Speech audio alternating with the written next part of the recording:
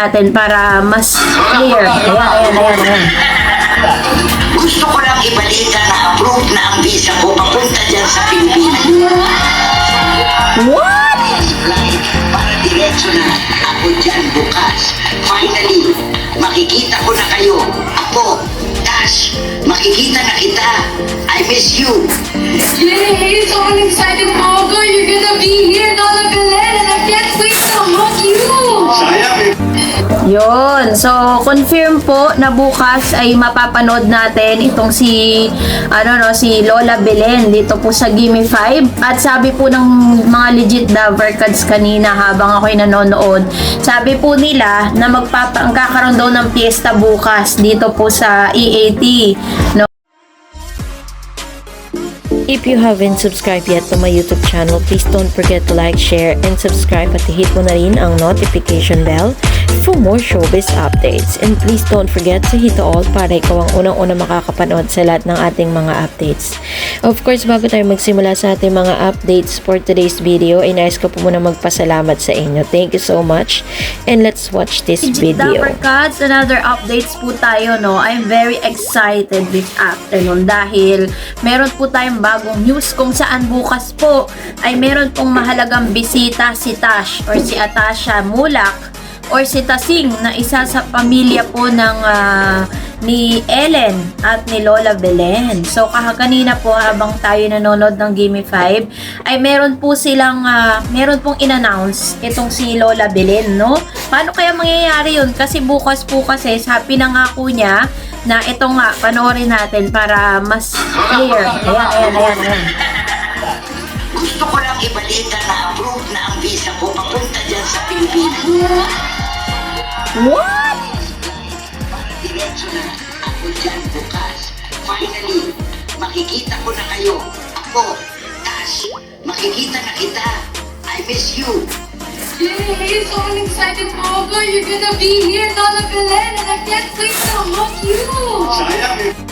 Yun. So, confirm po na bukas ay mapapanood natin itong si Lola Belen dito po sa Gimme 5. At sabi po ng mga legit Davercads kanina habang ako'y nanonood, sabi po nila na ang kakaroon daw ng piyesta bukas dito po sa EAT. No? At kanina rin nakita natin na may bago na naman po silang sponsor. So, parami katulad ng like ko sinasabi sa inyo na kapag magdi-December, ganyan po talaga, mas marami mga advertisers ang nagpe-place or nagbabayad ng kanila pong para lang pumapanood or para ma-promote yung kanilang mga produkto sa nasabing programa. At ito po yung Knorr, no? Yung Knorr na panigang. Bagong-bago po nilang sponsors yan. Dati po kasi umaabot kasi daily ng almost 130 to 140 commercial breaks. Meron silang 3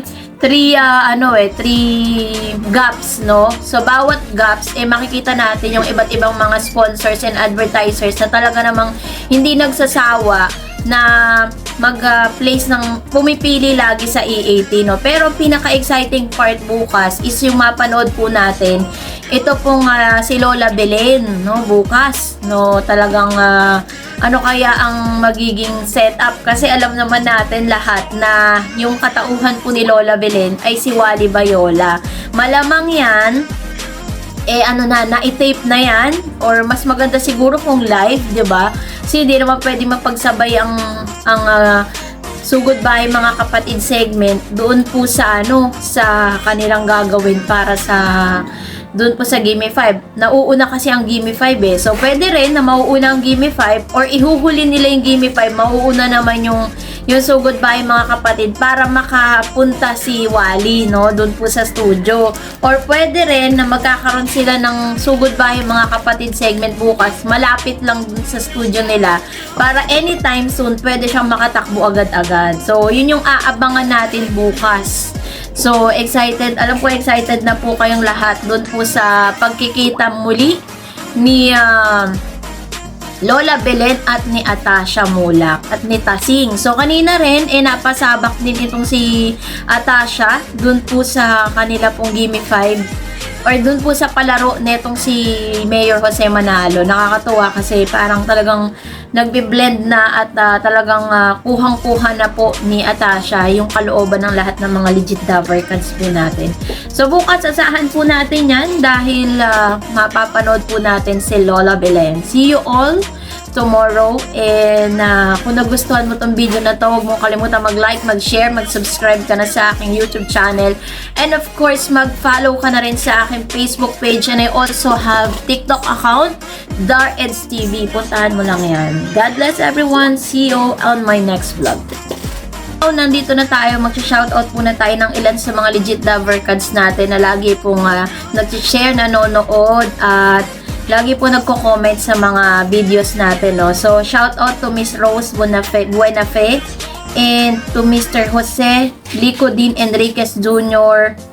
and Miss Verona Reyes, Arlie Crisostomo, Sana Lucas Sebastian, Annabel Rivera Villaluz, Manny De La Cruz, and Sus Orbizo, Lembin Parone, Eugenio Barnedo, hello po. Amy Villanueva Palmas, Stone Rock, hello po sa Stone Rock. Ayan, Ronel Tornato, Corazon Florencio Aparato, Robert Tonggol Castro Abara, Armando Landayan, Eden Peru Corvilla, Frederick Mortel, and Clark Clarin. Ayan. So, kung gusto nyo po ma-shoutout, mag-comment lang kayo sa comment section. So, sa lahat ng mga nag-share ng videos natin, meron po kayong pa-shoutout sa ating next vlog. See you. God bless po. At ngayon naman magre-react po tayo sa ilan sa mga komento po ninyo patungkol sa ating last update, ano? At unahin natin ang komento mo kay Mr. Ulysses Stayaktar. Good PM Dareds, no daw kanina sa tape, walang kagana-gana ang show nila sa EAT, ang saya nila. Kaya legit Davercans ako since 1979 pa. Sabi ni June Angeles, pabayaan na natin si Karen na patuloy sumikat para makasabay sa mga datihan. Sabi naman ni Sunny, karma na yan sa kanila. Ayun. So, hindi naman po kasi talaga agad-agad din. Nung kakapasok lang naman din talaga ni Karen. Kaya wag na natin siya masyadong i-bash dahil marami po kasi mga nababash kay Karen ngayon eh. Parang kala mo ang gagaling nila eh, no? Sabi naman po ni Servando Ingenta, si Karen pinag-aralan kung paano mag-host at nag-workshop para sa pag-artista ang lahat ng yan. Hindi madali lalo na't walang nagturo sa kanila. Di tulad ni Tasha, nandoon tatay o nanay niya artista. True, oo. Sabi naman po ni Gemma, in other words, ano kaya yung other words niya? So, but anyways, totoo naman po yung sinabi ninyo. Salamat po sa inyong mga komento. Please mag-comment lang kayo sa comment section natin na related sa ating latest updates. At kung hindi ka pa nakapag-like at nakasubscribe sa channel na ito, please don't forget to like and subscribe, and please follow me on my Facebook page, Dareds TV. God bless everyone.